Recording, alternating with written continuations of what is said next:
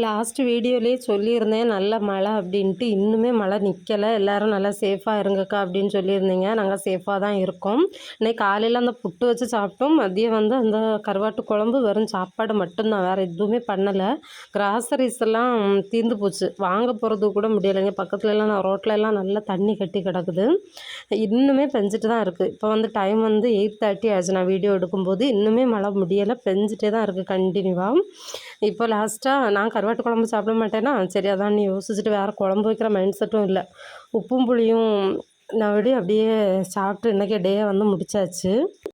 இன்றைக்கி உருப்படியாக நடந்த வேலை, இந்த ஃபிஷ் வச்சுருந்தோம்ல அந்த டப்பை மட்டும் க்ளீன் பண்ணேன். இது வந்து மொட்டை மாடியில் இருந்துச்சு.